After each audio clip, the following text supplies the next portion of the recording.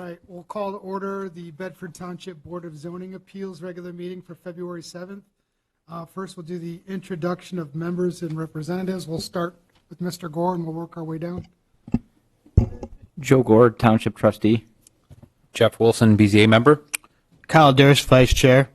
Jake Lake, Chair. Brad Helm, Planning Commission and BZA. Dennis Kohler, building official. Katrina Ingram, Planning and Zoning. Isaac Skazenbath, the Township Attorney, Lennon Graham and Goldsmith. Jody Rector, Planning and Zoning. Thank you, and then we'll all stand and please say the pledge. I pledge allegiance to the flag of the United States of America and to the republic for which it stands, one nation, under God, indivisible, with liberty and justice for all. Mr. Rector, if you would please call the roll. Yes, Mr. Gore. Aye, or Mr. here. Wilson. Here. Mr. Dersch. Aye. Mr. Helm. Aye. Mr. Lake. Here. All present. Thank you. I'd like to get a motion to approve tonight's agenda. I'll move to approve tonight's agenda. I'll go ahead and support that. All in favor, state aye. Aye. There are no nays. Next, we'll do approval of the minutes of our January 3rd, 2022 meeting. For anyone that was present, if you want to make a motion, we approve the minutes. I'll go ahead and approve the minutes of the January 3rd, 2022 meeting. I'd second. All in favor, state aye. Aye. We have one abstained. All right. We'll move on to new business. This will be a public hearing for the appeal of Current Property LLC, looking for a front yard setback variance on a corner lot. So before we get started here, I guess Jody, I'll turn it over to you if you want to give us the information first. Yes. The applicant is Current Property LLC, David Glachtuk, 3262 East Erie Road, Erie, Michigan. Variance location 7428 Canterbury Drive, parcel number 5802-165-03200 on approximately 0.59 acres, R2A, single-family residential. Again, the variance is to demolish and rebuild on an existing foundation and non-conforming structure that was damaged by fire in 2018, and a 27-foot front yard setback variance on a corner lot of Stearns and Canterbury. The subject parcel property consists of 0.59 acres located on the corner of Stearns and Canterbury within Canterbury Forest subdivision. The applicant is seeking a variance to demolish and rebuild on the existing foundation of a home that was damaged by fire in 2018. The plat was approved in 1962 before the Township Ordinance of 1977 was adopted. The home was built in 1964 where the developer, per the deed restrictions, developed at that time. Due to the fire of 2018, the now property owner would like to tear down the structure and rebuild a new dwelling. Per Article General Provisions 400.1902, non-conforming lots, non-conforming uses of lands, and non-conforming structures and non-conforming uses of structures and premises, states the intent of this ordinance is to permit legal non-conforming lots, structures, or uses to continue until they are removed, but not to encourage their survival. Number 4 states non-conforming structures. Where a lawful structure exists at the effective date of the adoption of or amendment of this ordinance that could not be built under the terms of this ordinance by reason of restrictions on area, lot coverage, height, yards, or other characteristics of the structure or its location on the lot. Such structure may continue as long as it remains otherwise lawful, subject to the following provisions. No such structure may be enlarged or altered in a way which increases its nonconformity. Such structures may be altered in a way which does not increase its nonconformity. Should such structure be destroyed by any means to an extent of more than 60% of its replacement cost, exclusion of the foundation, it shall be reconstructed only in conformity with the provisions of this ordinance. Should such structure be removed for any reason, for the distance whatever, it shall thereafter conform for the regulations for the district in which it's located after it's removed. While the request is to tear down the home and rebuild per non-conforming structure, the property owner would be able to rebuild should the structure not be destroyed by an extent of more than 60% of the replacement cost exclusive of the foundations, and it shall be reconstructed only in conformity with the provisions of the ordinance, thus the 27-foot front yard setback variance off Stearns Road. The applicant has indicated in the submitted letter due to the extensive damage to the interior structure and roof truss, it would be very difficult to rebuild. However, a variance to rebuild in the same location on top of the existing foundation would provide a better built home that would be suitable in the neighborhood. The applicant also added this variance request would have no negative impact on any adjoining properties and would be consistent with the subdivision rules and be within the spirit of the community. At this time, no letters or calls have been received of objection, and should the variance be granted, the variances required are variance to demolish and rebuild on an existing foundation, a non-conforming structure that was damaged by fire, and a 27-foot front yard setback variance on a corner lot. And to note that a building permit must be pulled within 6 months of the board's approval. And just for a little bit of clarification, because I know it's a lot of language in the ordinance, the reason we encourage the applicant to also seek the 27-foot front yard setback is should he want to add a deck or a sunroom in addition to the existing foundation of the home, then he would have had to come back for a variance because it would have encroached in the front yard. So should that be a desire in the process of rebuilding, then he would not have to come back from the way the home is exactly situated on the property. And you can see in the aerial, it's kind of on an angle facing Canterbury Drive. So just to give a little clarification of the non-conforming, the home was built closer to the road of a front yard setback before the ordinance went into effect of 1977, requiring the 90-foot front yard setback from the center of the road. And then if he was to encroach in any of that area with a portion of the building, he would have to seek the front yard setback. Thanks, Ms. Rector. We have the applicant here, I assume. Okay. Is there anything you'd like to add to what Ms. Rector had stated? If you can come up to the podium. Yes. Yeah, I have a feeling you'll have a lot of questions, so if you want to stay close to the podium, that'd be great. Before we do start, though, we have not officially opened the public hearing, so I'll look for a motion to open the public hearing. I'd motion to open the public hearing. Go ahead and support that. All in favor, state aye. Aye. Aye. All right, public hearing is open, so we'll open it up for discussion or questions. We have the applicant and we have Ms. Rector. Can you state your name and address for the record? Oh, yeah. Dave Goschalk, current properties, 3262 East Erie Road, Erie, Michigan. I guess I'll start with some questions. Mr. Gottschalk, you said there's some current people at home are watching, so we have to make sure we can hear. Okay. So, question for you. You mentioned in the letter you wrote to the township that there's some current neighborhood rules. Is that just the deed restrictions around the original platting, or what are those rules that you're trying to adhere to? Those rules, talked to the HOA president or vice president. It's just, you got to build it pretty much the same home. It's got to be a single story, can't be a two-story. It's got to be 75% brick, as it currently is. Just rules like that. Okay. Yeah. So with that, maybe that's a dense question. That's more or less deed restrictions. Okay. Okay. So you're trying to stay within the deed restrictions by utilizing that same footprint, essentially. We're same footprint, Okay. same home. Same And I'll just say, in the deed restrictions at the time when the development, when the plat was approved, it was like a 35-foot front yard setback. That's why that now he needs 90 feet. So that's where the deed restrictions still today would be. He would meet those, but he doesn't meet the ordinance requirements. Gotcha. Okay.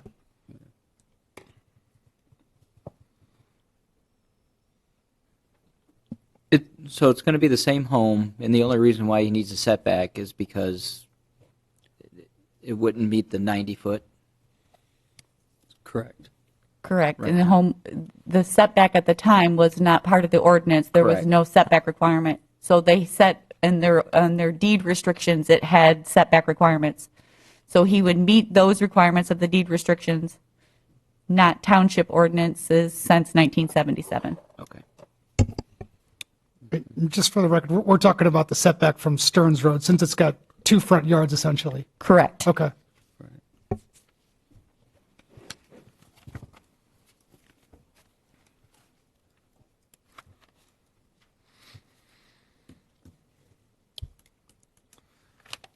So perhaps it helps to play a little devil's advocate if you had to move it, right? So That's what I was going to ask. What type of foundation does the current home sit on? It's crawl space. Okay. Block. It's not a slab or a full basement? No. Okay. just think, I think we have some building experts. I mean, with regards to the lot, I mean, this is pretty unusual lot size. I mean, what are really the options if you don't use the current existing footprint? The one option he could do is to slide it around to the north and get the 90 feet from Stearns Road. He'd be using the yard to the north. And when you walk around there, it's kind of set up where that's kind of the play area, right? The kids wouldn't be playing in Stearns Road; they'd be playing in the neighborhood. If you move the home around, then the only yard would be is the front yard then. So he'd actually be hurting the yard by moving it around the corner. So You lose some of that safer area correct for of a kids yard. to play in. Yeah, it does block the Stearns Road noise from the subdivision the way it's sitting, and it's kind of the garage is on that side, so it's not the living space, right? Most of the living spaces, the bedrooms are all on the north side of the house, so Correct. the living room and garage are on the south side. So I'm looking at the same thing as in to leave it where it's at. I lived in Canterbury Forest for 15 years. I just left out of there. I know that was a big issue with the homeowner association. I had numerous meetings on it with them trying to help to get the other people to clean it up, do everything, and they kind of just disappeared. Yeah. I'm not in there anymore, so I don't, obviously you took it over, but I know that was a big deal to nobody was doing anything with it. So they were having to cut the grass, and so it's a very well-kept neighborhood. There's a lot of people in there, a lot of pride that take care of all their yards, and so I give it to you that you are taking it over and trying to reestablish it. Yeah. And I agree with Dennis that moving it just, with the side yard and Stearns, and it does protect the neighborhood and the entranceway, and I would be, I like the way it's at personally, even though it's Any other questions, discussion? I guess one more question on that north side. Is there any well or septic or any utilities up there that would prevent it from being moved to the north? No, it's all public utilities. Okay.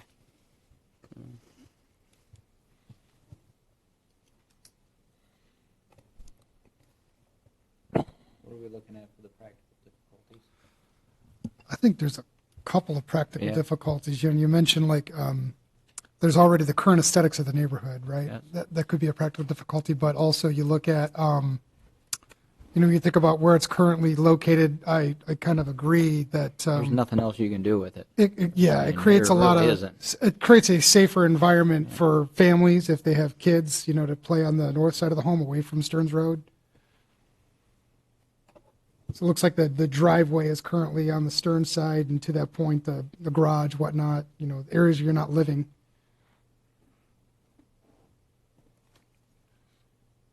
And realistically, nothing's going to change with the house. It's going to be right where the slab or the crawl is right now. The only issue is now you need 90 feet, and back then when it was built, you didn't need it. Correct. So, I mean, to me, it's, In my opinion, it's a like for like, yeah, keeping it where it's at, and Yep. the aesthetics of the neighborhood the same. it's the weirdest shaped lot that I've ever seen. But It is a very odd shape. It really is. seen worse. Yeah. But yeah, that is a very difficult lot. Yeah.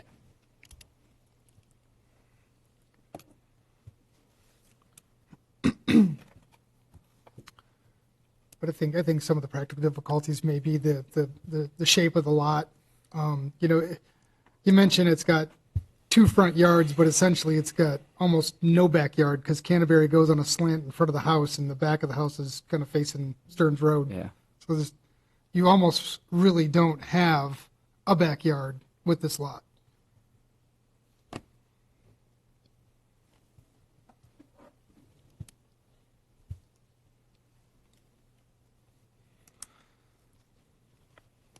I'd also say maybe some support is also, if you keep it the same footprint, it's much easier to conform with the current deed restrictions for that neighborhood.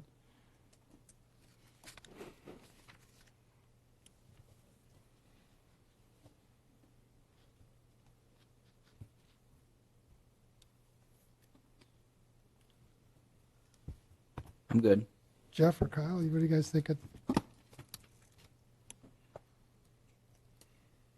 I think the practical difficulties you discussed, they make sense to me, or seem to be valid. And I think there's a bunch of, not that they matter as much, but a bunch of soft factors, right? I mean, you could get some resistance from the HOA if you did decide to try to move it. I mean, things like that. I don't know what I would assume the neighbors like to have the space in between the homes and that sort of thing. And if you move up to the north, you're also kind of pulling up closer to the neighbor to the north as well. So, I mean, I know those aren't necessarily kind of hard rules towards the practical difficulty, but It's his front yard. It would be in his front yard. Right. Yeah. Yep. Yeah, because you do, right? If you move up there to the north, you are. I mean, 8 feet not from the line, you're directly in front of it. Yeah. Yep. So I think I would agree with all those reasons. So I think we still have an open public hearing at this point. We probably should make a motion to close the public hearing. I'll make a motion to close the public hearing. Second. All in support, say aye. Aye. All right, so we did close public hearing. If we are prepared for a motion, Mr. Gore, if you have a motion ready to go, let's, I think we're willing to hear it. All right. So I'll looking to approve the variance for Current Property LLC, or requested by Current Property LLC, for the variance location of 7428 Canterbury Lane, property number 5802-165-032-00, which sits on .59 acres and is currently zoned R2A, one-family residential. The variance is requested as a 27-foot variance setback. Right now, with the practical difficulties being that currently the house is 63 feet as the setback from the center of the road, which was fine back in 1964 when the property was built.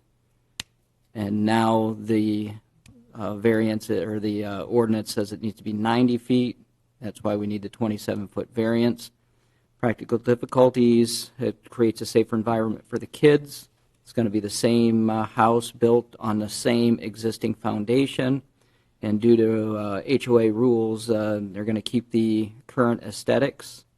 And does everybody want a friendly amendment to practical difficulties? We need two separate motions. Do we? I don't think we need two. There's just one Ms. more. Rector, do we need two separate motions on this? One to address the first half of demolishing and rebuilding, and then the second half to address the setback?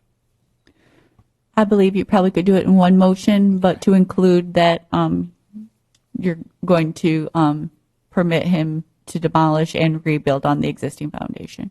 Mr. Dersh wants to make the friendly amendment to that. I Yeah, that have was no coming. problem.